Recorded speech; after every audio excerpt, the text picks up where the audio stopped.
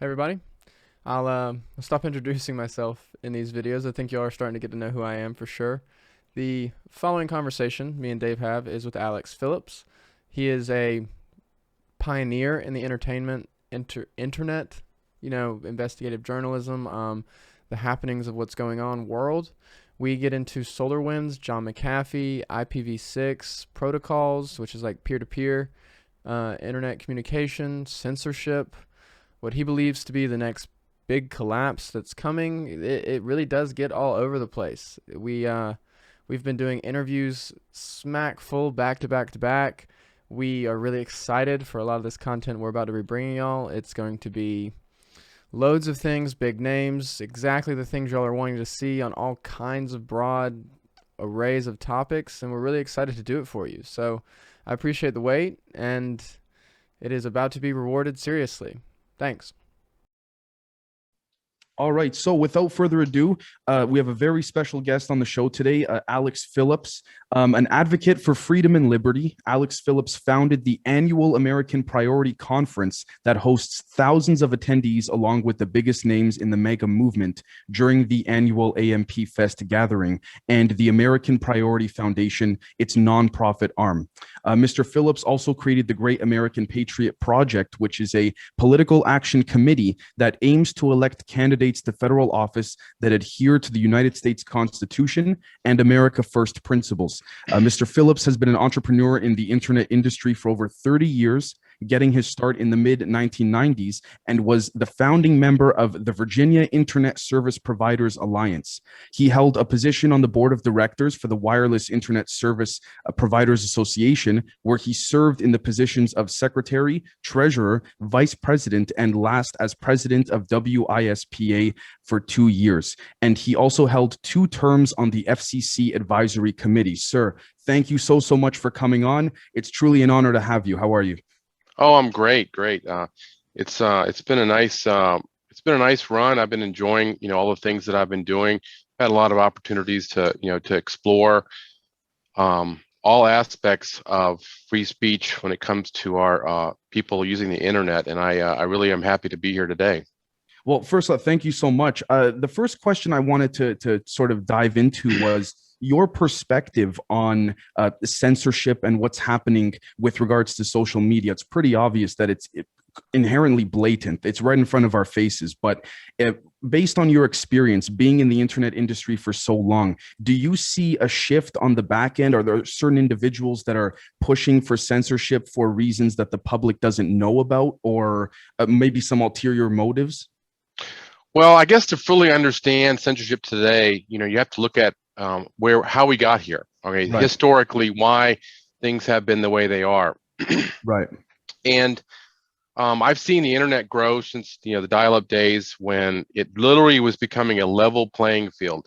And one thing you have to understand is that the internet is probably the one of the greatest inventions that man has created, far superior to nuclear bombs and super fast jets and all kinds of weapons of war that are very sophisticated and great at doing what they do. The ability for people to, in mass, communicate and talk in a way that no man has ever been able to do, even as far back as when Jesus Christ was out there talking to the people, he couldn't talk to the entire world at one time. And you and I, right now, literally could be watched by the entire planet. right, But so you have to understand that the internet is a very powerful medium, and the government in the United States has gone through a lot of effort through regulation over time to protect the public from mass media taking advantage of us. So one corporation owning all TV stations or one corporation owning all radio stations. And it's been kind of a balancing act where they're not really doing a great job, because obviously we know what's going on today. 6 corporations own pretty much all the media, and they're all pretty much in league with each other doing the same thing, even Fox. So the internet the internet was an unregulated world that right, had the same power, if not greater, than mass media did.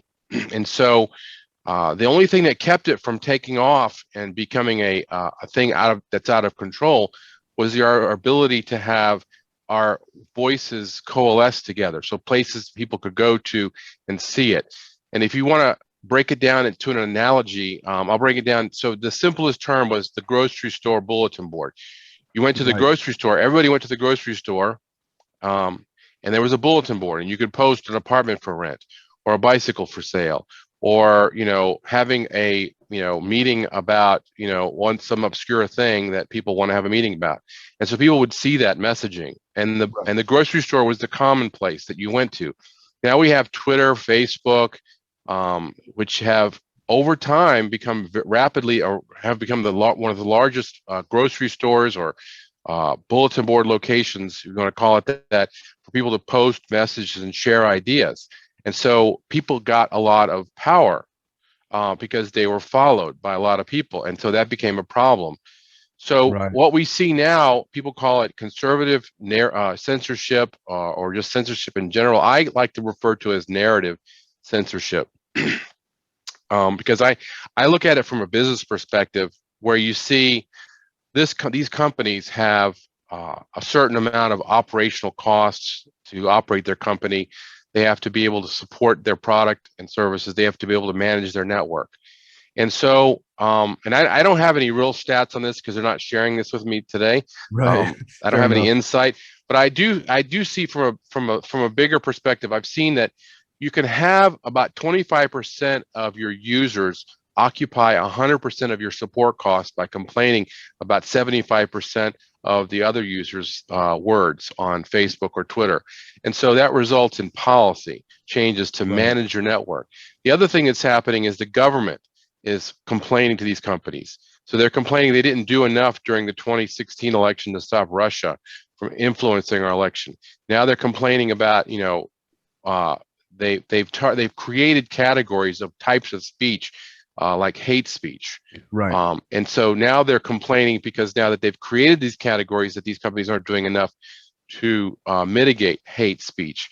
And then the FBI says that white supremacy is one of the leading problems in our nation, which is obviously not true. And so they've created yet another category of where these companies need to mitigate white, quote unquote, so-called white supremacists from gathering and talking about the Constitution of the United States. Right.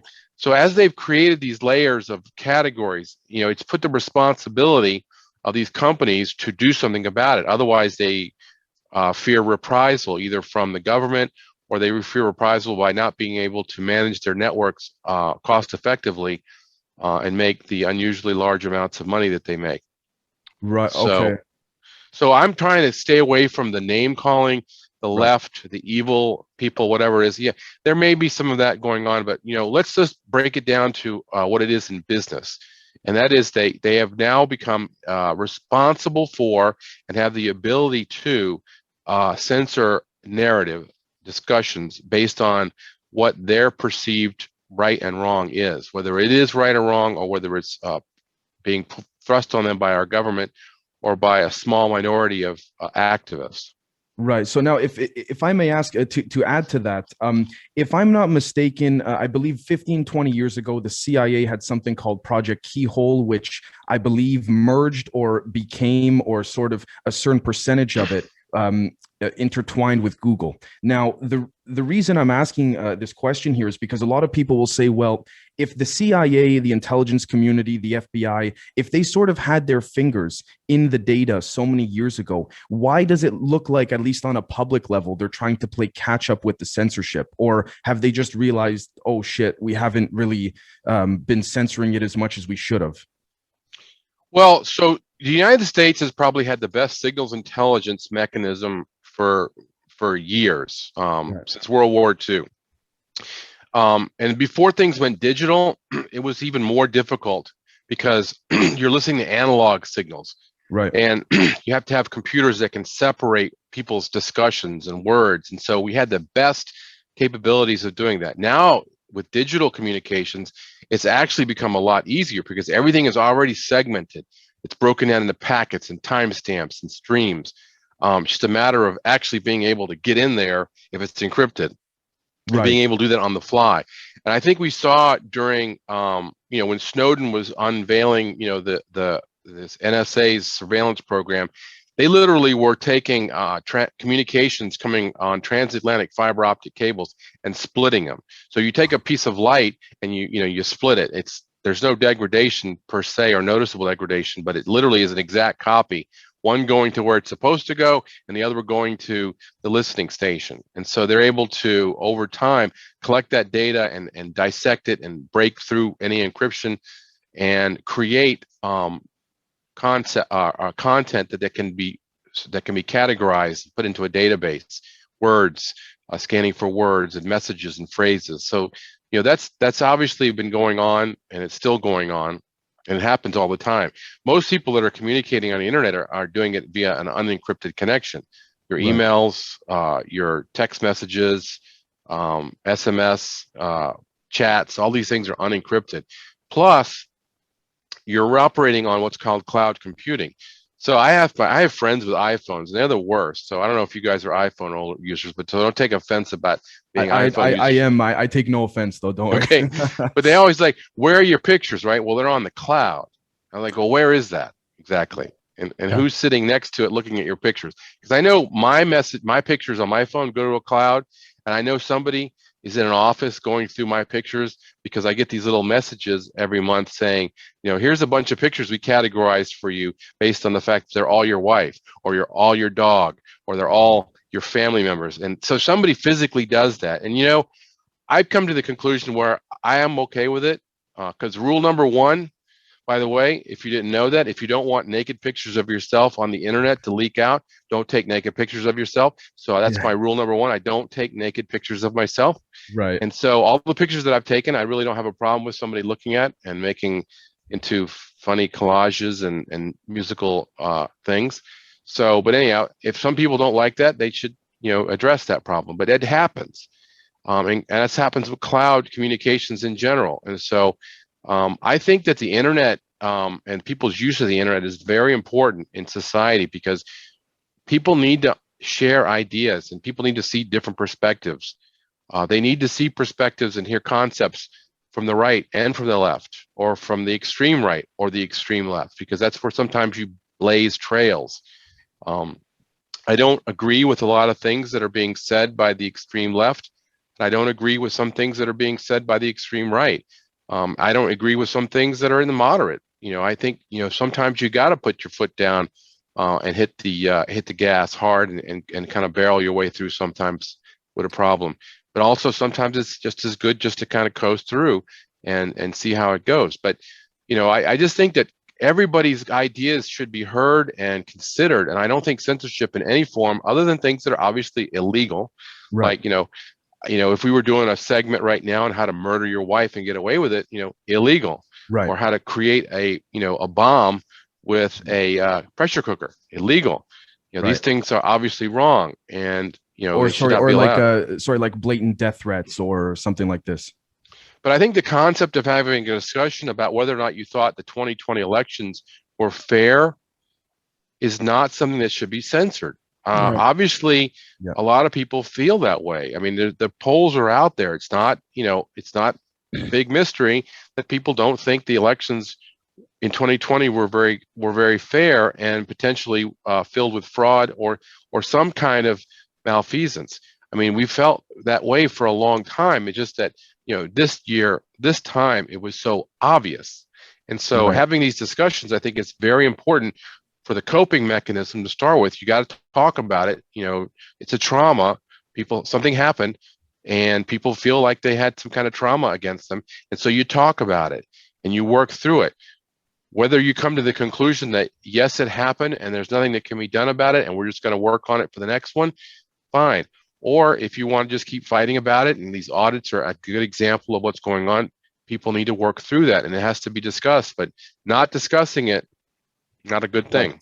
Now, in your opinion, sir, in your personal opinion, if I may ask, based on your experience in the industry and all that, would you say that you would be a little more content with the censorship if they were censoring the left as much as they do the right, or still no, either way? No, and it's there's the world policy and everything in the world goes in cycles. Okay. Right. Obviously, we're going through a cycle now where being white is the thing to discriminate, right? And, go back 20, 40, 30 years, 50, 60 years ago, and being black was what you discriminate. I mean, I'm not agreeing with either one of those concepts. I don't think any kind of extremism or discrimination or racism is applicable, but we are going through cycles. And, there could be a time, if something doesn't get fixed with this problem, that the left is going to be crying foul in the next 10, maybe less years, because their messages, and actually that's happening today. I know a lot of Democrats, I know a lot of leftists that are getting hammered on social media. They're just not really getting the airtime right now, because the only people making any complaints about it are the Republicans. But you got Democrats that are concerned about the vaccines, obviously are talking about it and getting censored. Right. And that's a problem. These are areas that people need to have faith in. I mean, when it comes right down to it, it's a real simple thing for me. And the Constitution was the deal. Okay, the Constitution was the set of rules that we all agreed to, whether we signed our name to it or not. We agreed to, as citizens, that the Constitution is the law of the land, and it is what makes everybody equal. Okay, and that equality comes from the fact that we, as the governed, give up some of our rights to be governed by the governors. Right. And there's a trust there. All right. So we trust them to follow the law.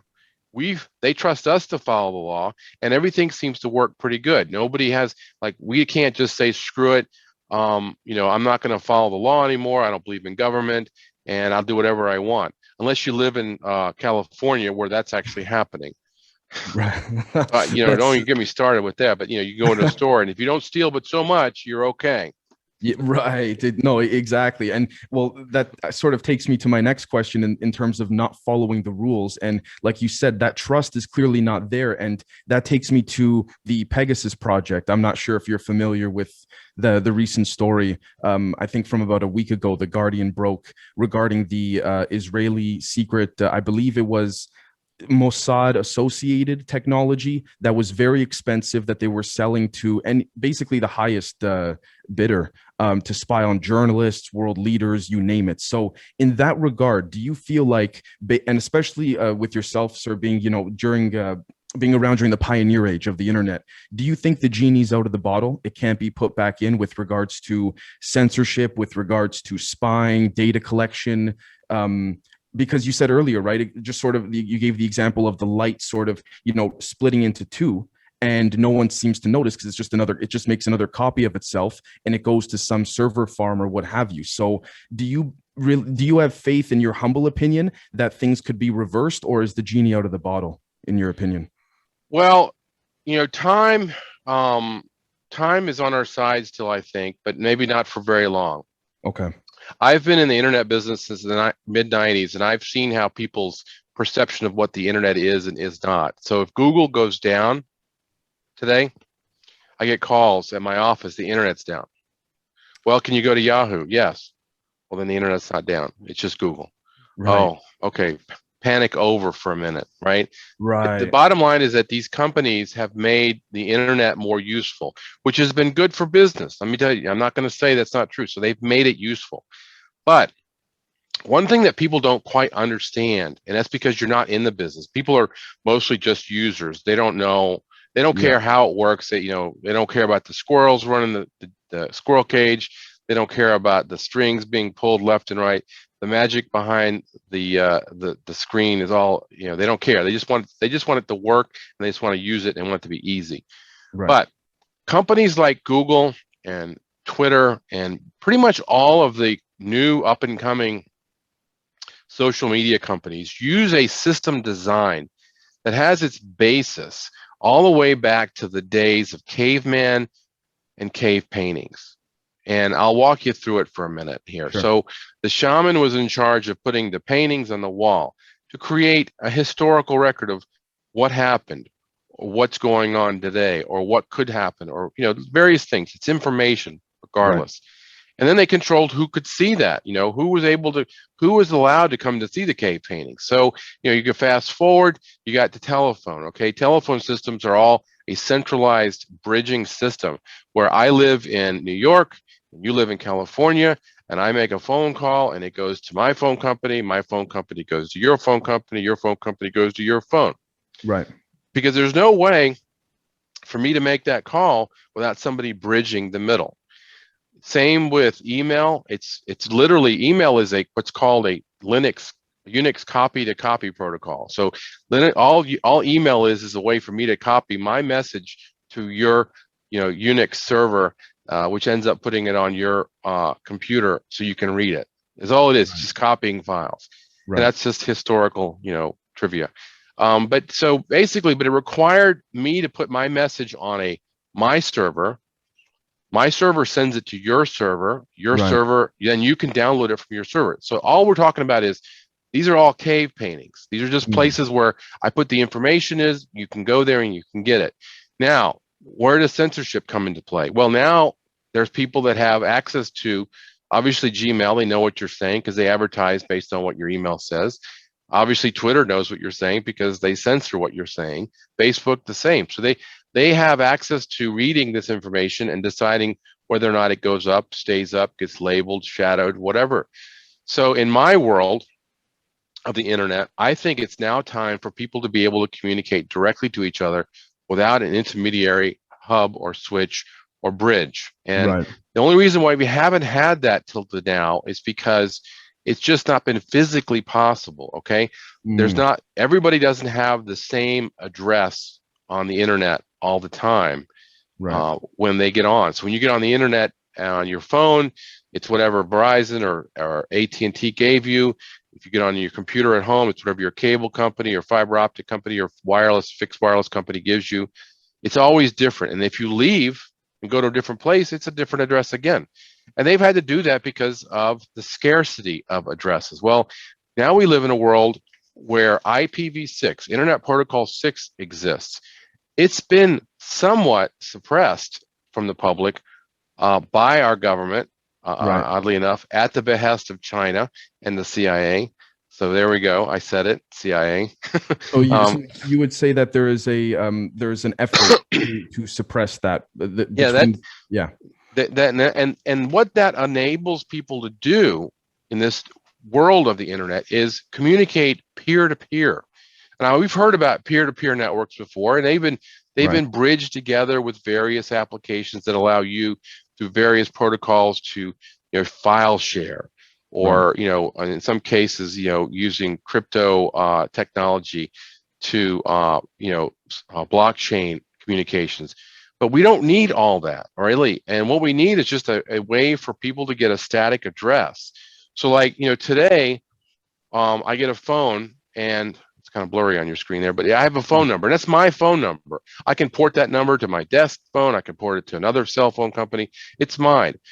I think now what we need is our ability to have our own IPv6 subnet that really becomes you.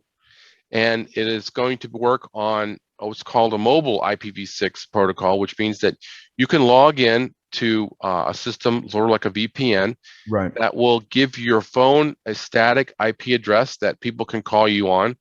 They'll have your IP address. It's really long, so you don't want to tell people what it is, but it could just be also a domain name that that it's easy to remember, and they can call you on your desk phone, they can call you on your computer, they can call you on your iPhone, your Android phone, whatever it is you got the app running on. But moreover, it gives you the ability to create your own cloud. So I mentioned the cloud earlier today, because that's also a bit of a problem with privacy. Privacy and censorship are kind of the same thing. My ability to talk privately to you about something legal based on my opinion doesn't exist today. It's also my ability to share my photos online, or share my content, or keep it private if I want to. So, we see this as a world of the future, and it'll allow people to communicate peer-to-peer. It'll allow people to share information with multicast technology, which means one-to-many, and that's actually the modern version of what the television broadcast used to be. You broadcast one broadcast to many people. It doesn't matter if 1 or 1 million are watching it. There's no impact. And it allows for live content to be broadcast in a way that doesn't exist today. You guys have been in this business for a long time. You can kind of see that static content like your Netflix and your YouTubes is very high tech and very easy to distribute. But live content, football games, basketball games, or on-site live content is very challenging.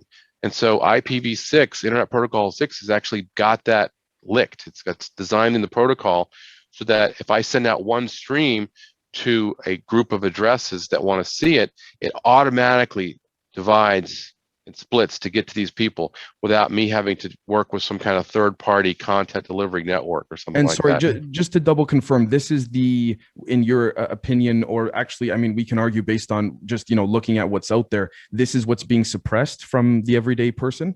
Yeah, so back in about 10 years ago, the OMB, Office of Budget and Management, had a decision that they were going to mandate IPv6 on government networks. That means that that would have progressed into corporations having to have it, and it would have proliferated outward. It's basically forcing an issue. So they backed off on that at the behest of various contractors, consultants, one of being IBM, which at the time, or probably still is run by China. The CIA didn't like this either because it would have affected signals intelligence capabilities. They wouldn't have been able to spy on you. It would have spawned for the knowledge that phone companies were not needed anymore for the internet. So the VoIP business would have evolved much differently than it has today. VoIP today is very similar to the conventional phone service. You have to have a phone company, they route calls to phone company to phone. It's just the same thing, it's just over the internet. There's also a lot of other things that would have gone away. SSL certificates, people's internet technology, internet communications would have been encrypted naturally. You wouldn't have had to need to use VPN systems for that. So a lot of industries would have been negatively affected, but then it would have, but whole new industries would have come up. But as a whole, China wanted to be the only country running 100% IPv6, and they wanted the ability to monitor people and scam them and hack them to still be there. And so I ran into a little bit of difficulty because I got involved in this industry, the IPv6 industry, a while back, and I was all ready to come up with lots of ideas to move it forward. And next thing I know, I am being attacked and trying to have my business stole from me. So I dealt with that. I got past that. I was able to survive and defeat the enemy in this particular case, but I let it go for a while. And so now I'm seeing what's happening with internet censorship, and I'm saying, well, it's time now. It's time now that this happened. And so I think what we're doing here at AMP is, not only are we having free speech conferences and talking about things for folks and allowing, smaller to medium size, broadcasters like yourself have an opportunity to meet some of the names, the big names, the people that are out there doing it at our events. But we're also going to put our money where our mouth is on this, and we're going to start creating the ability for people to communicate freely while taking away the opportunity for censorship. And I'll be honest with you, it's going to take away some opportunity to make money too, because when you know what people are talking about with AI, you can advertise differently. You can manage it differently. You can sell the information. Well, I don't agree with that, and so I'm going to create a business model that can be functional and can make a fair amount of money, but not an obscene amount of money, by taking advantage of people's rights. In my opinion, their right to privacy. Well, first off, sir, thank you so much for such an elaborate answer. I know that you do have to go shortly, so I just had two more questions for you, if that's all right. First off, I know this is probably a very complex situation, but I wanted to focus more on the origination of, cryptocurrencies, blockchains. There are some proposals out there that, it was a construct of intelligence, in order to just get ahead of the internet era, if you will. Do you, based on your experience, do you see crypto as a threat? Do you see it as an intelligence construct, maybe not of the CIA, but another agency, or as a form to present as sort of a decentralized sort of mechanism, but really it's controlled covertly? Or what do you see with that? Well, so I'm not necessarily an expert in cryptocurrency. I mean, I understand the concept, and in principle, having user-driven value inevitably will pan out to be probably the right way. I think that your currencies are artificially controlled by countries all the time, and so sort of a game they play. Mm. And so cryptocurrencies are driven by demand. So transactional activity causes demand, and that causes the value to go up. So the more you want it, the more it costs. The less you want it, the less it costs. But all the other stuff you mentioned, I don't really know anything firsthand, but what I can tell you this, which is very factual, is that mining equipment, they are good at two things.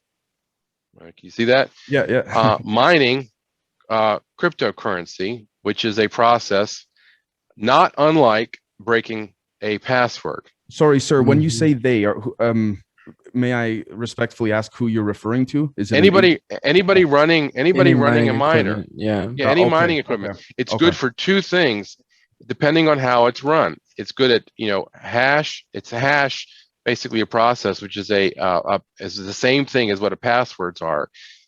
So cryptocurrency, cryptography, crypto. It's the words are all there. So these machines that are all over the planet right now, all connected to the internet, they're making money for their owners right now in the form of various types of cryptocurrency, whether it's Bitcoin or Dogecoin or, there's just too many of them for me to keep track of all of them. But these same machines can break passwords. So I just, as long as everybody understands what they're getting involved with and maintains control of their machines, then I don't see there being a real big problem. I am concerned though at the direction the United States government is going, and I feel that at some point in time in the not too distant future, a crisis will occur, not unlike the one we just had, where the government will be required or asked to bail the United States citizenry out, companies and whatnot. And as an alternative to paying in cash, which is what they did this time, they will want to pay in a coin, a Fed coin, a currency that they can have a Absolutely. little more control over. Yeah. And that cash will become a feed transactional medium. So that if you pay in cash, if you take your cash to the bank will charge a fee, which is unlike it is today where cash is free. There's no Yeah. cash. There's no fee for cash. And so I'm very concerned about that because, it's going to, cash has been, the ability for people to transact amongst each other. I give you $1 and you give me $1 worth of something. Right. And nobody's controlling it. Now, if you decide you want to charge me $2 for $1 worth of something, and I'm okay with that, that's my business, your business, not the government's business. But, when we have to go through a mechanism that the government controls to exchange currency for goods, then, I feel like there's some kind of a problem there. However, there will be probably a very good argument against what I'm saying and a very good argument for it. They will probably use words like, well, the drug dealers are getting away with murder because they can spend cash. They will refer to all the illegal activity, very similar to how they refer to illegal gun use as a way to hamper our civil rights as legal gun users. So, if you can see the pattern I'm talking about, they will use Totally. something that sounds good. And the funny thing about it is a lot of liberals and leftists, are very easily succumb to these arguments. They feel like, oh well, I think we should do that because that would be better because government's right, and I think it would be better for me if people couldn't people couldn't use cash illegally. Meanwhile, they're going to have to start paying for everything via a crypto coin. Very interesting. Well, the next thing I wanted to ask was, I don't mean to put words in your mouth with this question. I know it's a little bit of a hot topic for even anyone nowadays. But John McAfee, I just wanted to get your opinion. He had an interview a handful of years ago where he talked about how he was pissed off with the State Department and or the Department of Homeland Security basically donated a bunch of laptops that had malware in them that would then send information back to him, and he found out some things. My question is this: a lot of people are debating as to whether or not those claims are accurate. If it would have been that easy to do that. In your humble opinion, without putting words in your mouth, would that be a viable way? Obviously, they probably wouldn't fall for that again, but would you believe that story based on, being in the industry and things like that? Or I don't know if he did this for sure. I mean, I okay, have no basis of fact. Now, right, if you're asking me, is it possible that he did this? yeah, I would say that it's highly probable that he could have done this. I mean, okay, the Chinese have been doing this for a long time. If you look at the average computer, and then you probably haven't opened one up, but I have. If you open up your laptop and look at all the crap that's in there, yeah, none of us know what any of that stuff does. I mean, yeah, I can identify memory, I can identify CPU, right, maybe a few other things for video cards, but I don't know what every chip does. And here's the irony, and we've started to see this in the Raspberry Pi, the tiny computers. Okay, right, right, you can have a chip on a computer that does one thing, or you can have a chip that looks exactly the same that does two things, and you don't really know what the other thing is. right, And that's what the Chinese government was doing for a while back. They were putting what they call computer on chip technology, that is literally a little computer inside your big computer. And so being able to store code secretly on a computer is not difficult to do if if you have the means. And John McAfee probably did have the means. right, It's ironic that he did it, because I hate people spying on other people. But once you start down that road, it seems like it's us versus them. And yeah, the government has the best stuff right now, but that's not going to always be the case, because the concept of COTS, custom off-the-shelf equipment, where the government's buying stuff from the corporate world, where the corporate world has the best stuff and the government's just buying it from them, is right, definitely today's world. And so, John probably knew how to hide it. I've been on situations where I use relatively low technology to spy on people that I was trying to identify that were trying to steal from me. And I was yeah, able to figure it out, and I provided that information to the ATF, and it was, it resulted in an arrest and a shutdown of a program in Phoenix. But they didn't ask me to do that. I just said, well, I know how to do this. I'm gonna do it myself, and I did it, and I provided them the nice, information. And I'm not really that good at it. Okay, right, so right. John obviously is very good at it, and so my answer is yes. I think it's possible that he could have done it. I don't know if he did, but it is very possible, and I'm sure they would be very upset about that if he did. Gotcha. Okay. Thank you so much for that. I just wanted to get your take, because there's a large debate online as to, whether or not it would be possible to do the things he did, just because, the aura of the State Department and all that, they're supposed to be allegedly unbreachable, if you will. But again, everything seems to be quite breachable. Well, But I mean, here it is. December of last year, we were all talking about the SolarWinds hack, and right. who did they hack? They hacked the Department of Defense, the Treasury Department. Okay, they Mhm. hacked major energy industry, major banking industry, major pharma industry. Every pillar of our world and our society was hacked, Right. and not just and this is what bothers me the most about the SolarWinds hack, is that nobody's really focusing on it. It was just like it happened and then it's sort of over. Well, it's not over. Mm, Okay, right. they had intimate level hacking, and they were on people's local area networks. They were seeing stuff that it's not just they hacked a database and got customer information. They were listening to email communications. They got, when it comes to the Department of Defense, if you were just sending a personal Gmail message, okay, they got that. If you were on some kind of instant messaging program, they got that. Right. They got these things.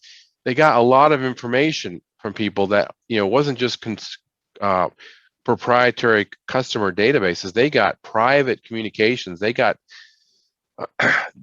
there should be a lot more discussion about what they did, because it's starting to make sense why the Department of Defense has gone the way they are. I believe they might be compromised by whoever it was that was responsible for this hack, and I don't believe it was the Russians. Would you, in your humble opinion, sir, would you say that this hack would have been an attempt at, blackmail or something, and it's still being held over the DoD, in your opinion?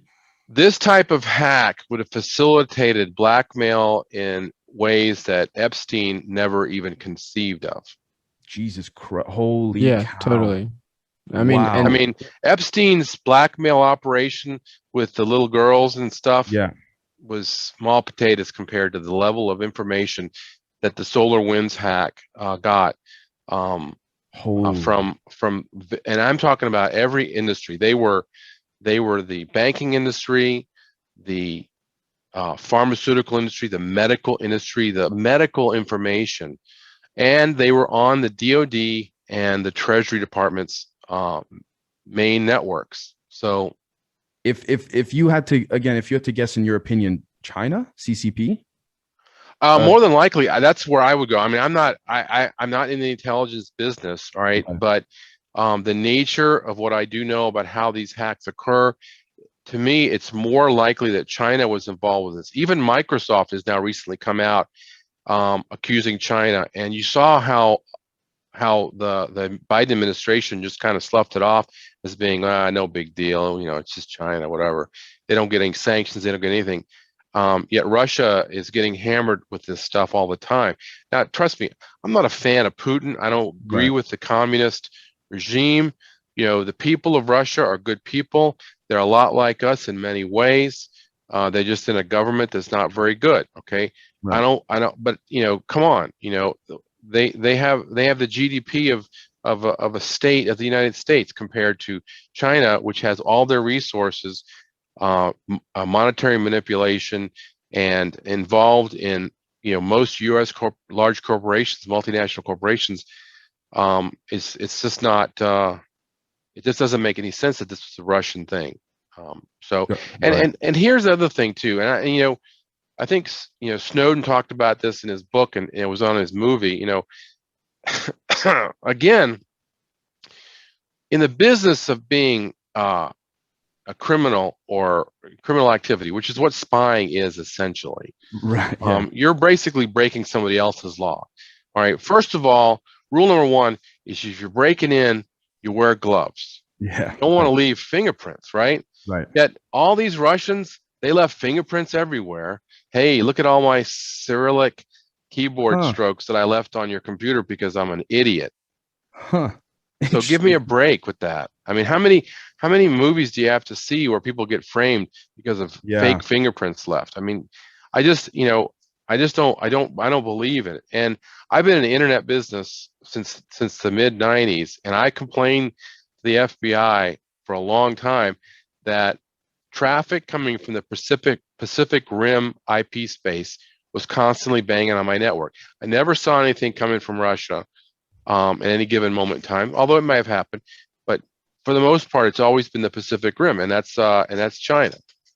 Wow. So this really, holy crap. So this DOD hack, Jesus, it really puts what Epstein was doing, it makes it look like peanuts, essentially.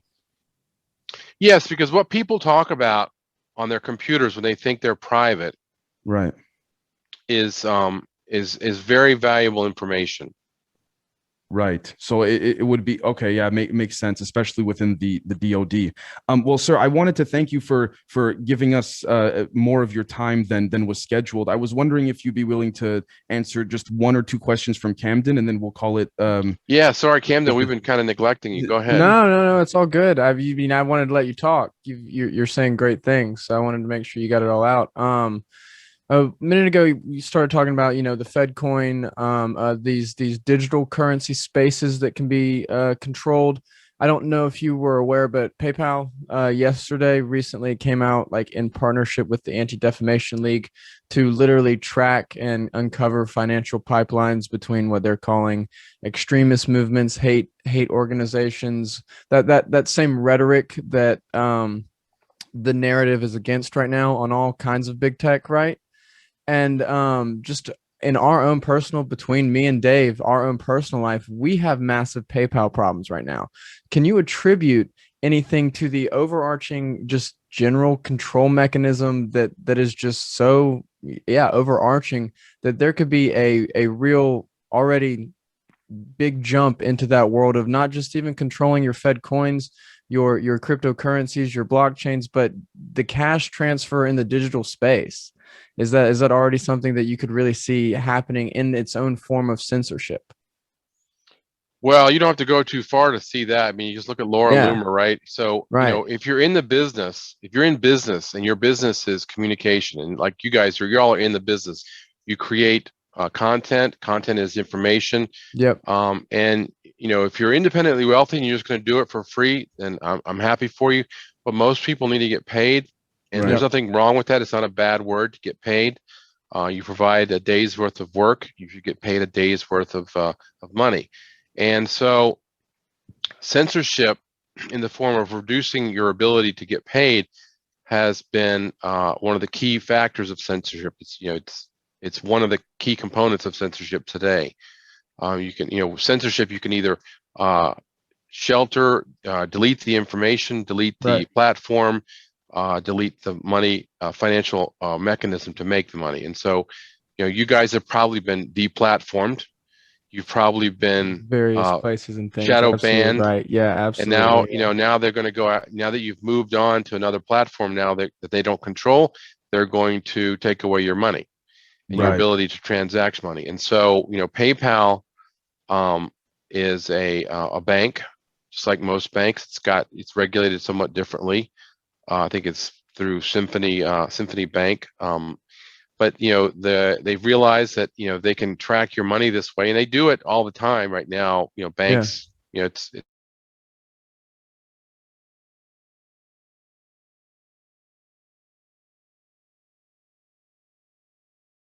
Sorry about that. Let me just give me one quick second.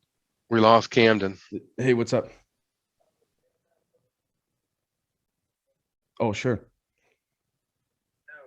Obviously, we touched too close to home for him because all of my power. It's a beautiful sunny day, by the way. All of my power just flashed out and everything.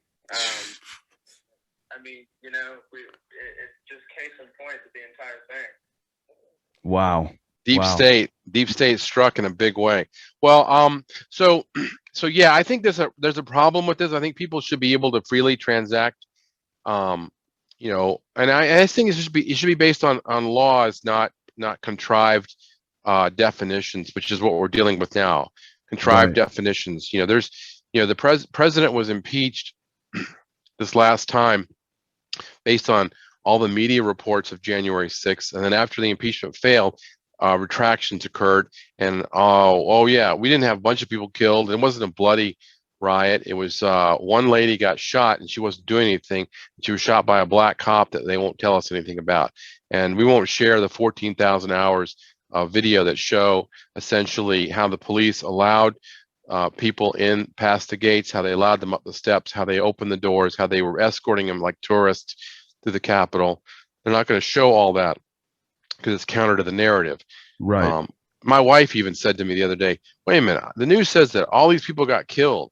I'm like, nope, only one person got killed, and she wasn't doing anything, and she was shot by Capitol Police. I was there. And, I was there. Yes, I was there. I was there. I was in the areas that I was supposed to be. I was in the designated areas. And to be honest with you, in addition to Ashley Babbitt getting shot, one of the other crimes that occurred there was whoever was in charge of the porta potties. Because if you went inside of one, it was like Mount Everest in there, if you understand what I'm talking about. Huh. Oh, wow. Holy cow. Well, I was going to actually ask as one of the last questions, but I thought because of time we wouldn't have it, but the hearings I think just wrapped up today. And I for the sake of, for the show, I get alerts from all the mainstream media outlets, and it's, I'm seeing it on my phone right now. They're basically saying, they started crying. There were tears at the hearing today. The police basically alleged, according to CNN, the police testimonies debunked any of the people saying that it's not what the media made it out to seem to be. At this point, I'm not, I'm not certain. I certainly would trust someone on the ground. Absolutely. Much more over that of, the corporations using other people's footage too, right? Well, here's what happened. I didn't see what happened on the other side of the Capitol, but the side of the Capitol, but the steps that I was on, the police opened up the barricade and allowed a radical group of people that were being condemned by the majority of the people. And that radical group of people were a group of people that were radicalized by a group of people that radicalized them. Whether they were federal agents or whether the person radicalizing was working with the feds is, I don't know.